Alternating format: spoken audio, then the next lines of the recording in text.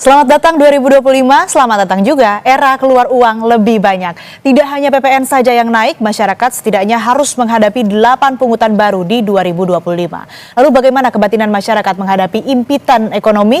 Kita akan bertanya langsung ke Direktur Eksekutif Center of Economic and Law Studies, Bima Yudhistira yang telah bergabung bersama kami di studio Kompas TV. Selamat pagi Mas Bima, apa kabar? Pagi, kabar baik. Mas, kenaikan PPN menjadi 12% kan sudah ketok palu. Dampaknya banyak ke harga-harga yang naik ini di bahan-bahan pokok yang kita biasa konsumsi, kita biasa beli sehari-hari. Sabun, sampo, deterjen, pokoknya kalau ibu-ibu udah pusing lah ya.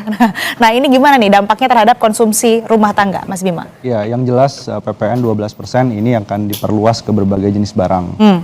Kalau pemerintah bilang bahwa kebutuhan pokok itu tidak dikenakan PPN, bahkan Undang-undang sebelum 2021 itu memang sudah mengecualikan bahan kebutuhan pokok. Tapi justru dengan press conference yang terakhir itu menempatkan beberapa barang kebutuhan pokok masyarakat, tapi dikategorikan premium. Itu yang akan kena PPN. Sementara kategori premium ini apa? Kalau disebutkan yang mendapatkan PPN ditanggung pemerintah adalah minyak goreng kita. Sementara sebagian besar kelas menengah bawah itu mengkonsumsi minyak goreng yang bermerek juga. Itu juga akan kena PPN.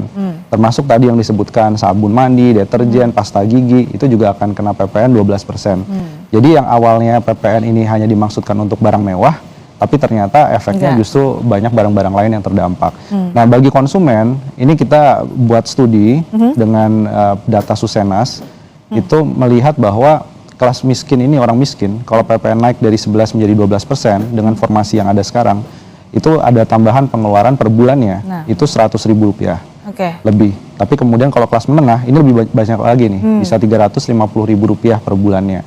Nah, selain itu, pola konsumsi kelas menengah tadi akan berubah. Yang pertama, dia akan fokus hanya untuk beli kebutuhan pokok. Jadi untuk jalan-jalan, rekreasi, itu akan kena dampak. Peralatan elektronik, mau ganti suku cadang kendaraan bermotor, itu juga kena PPN, itu akan berpikir ulang. Yang kedua, ada perubahan di mana mereka akan coba untuk mencari barang yang lebih murah. Nah ini kan artinya produsen harus bersiap-siap nih. Dia nurunin harga barang nggak mungkin, akhirnya menciptakan barang baru yang kualitasnya dan kuantitasnya lebih kecil. Dan yang ketiga, ini yang lebih resiko lagi. Jadi masyarakat itu bisa saja mencari alternatif membeli barang yang tidak dikenai pajak sama sekali. Jadi bukan barang-barang kebutuhan pokok, tapi ini barang-barang yang harusnya kena PPN, tapi tidak. Dari mana? Dari pasar-pasar ilegal atau pasar-pasar gelap. Jadi kalau tarifnya terus naik, maka alternatif barang-barang yang importasi ilegal itu bisa merajalela tahun depan.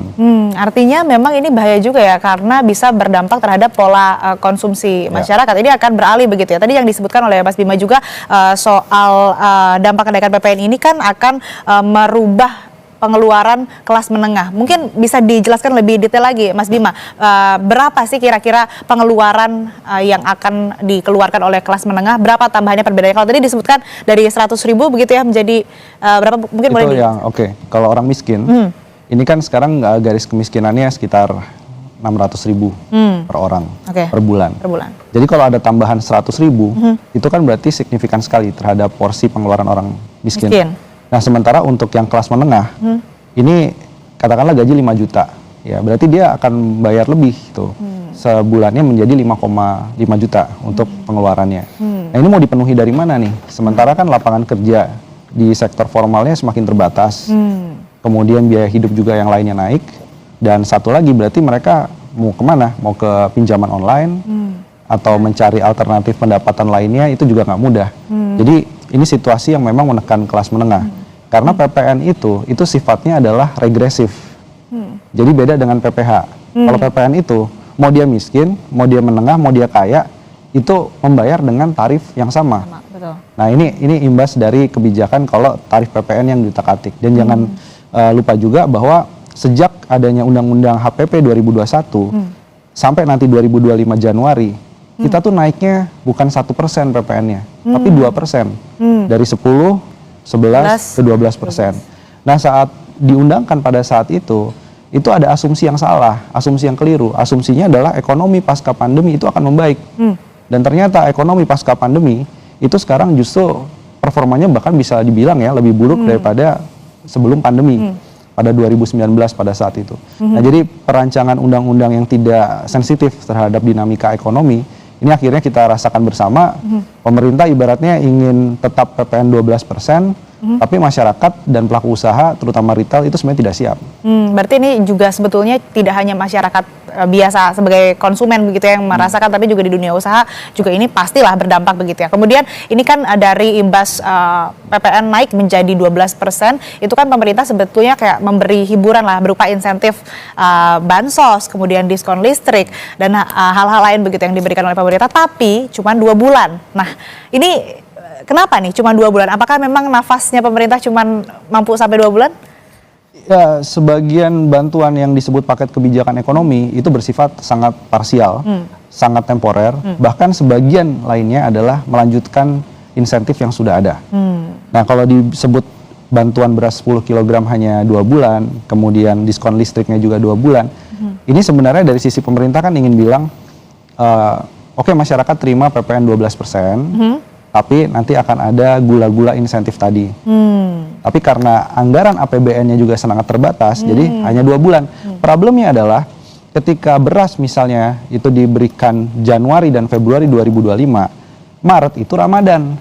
Itulah. Jadi kalau bantuannya nggak dilanjutkan lebih panjang daripada 2 bulan, di Ramadan akan terjadi kenaikan harga yang lebih tinggi lagi. Dan akan terjadi tekanan daya beli bagi menengah bawah yang lebih besar lagi. Jadi pemerintah ini dihadapkan pada situasi buat apa mengejar 75 triliun potensi PPN 12% kalau anggaran yang dibutuhkan untuk kompensasinya jauh lebih besar dan memakan APBN. Jadi ini keputusan yang agak membingungkan. Kan harusnya PPN 12% dibatalkan, bahkan kalau bisa diturunkan. Itu stimulus daya beli. Tanpa paket kebijakan ekonomi itu juga sudah lebih baik kondisinya daripada menaikkan PPN. Tapi kan disebutkan juga kalau pemerintah ini melanjutkan sebagaimana yang tertera dalam undang-undang. Nah, Mas Bima ini melihatnya seperti apa?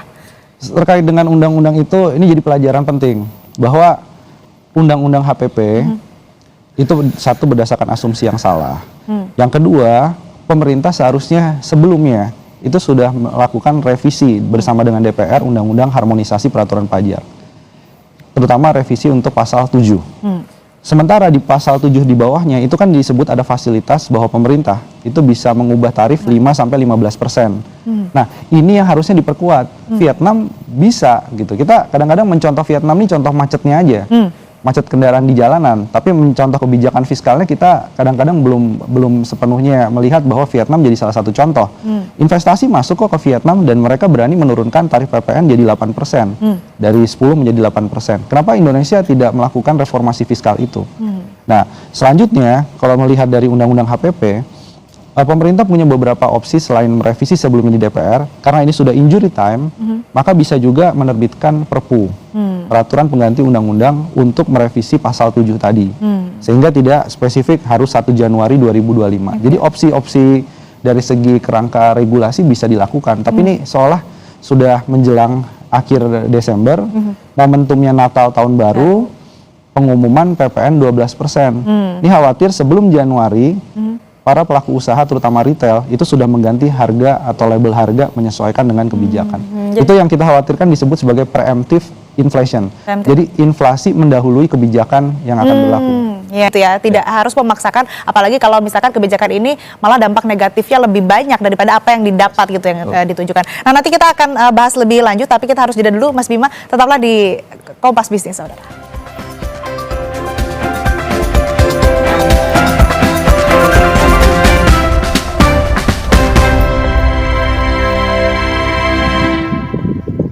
Enak jadi komika itu.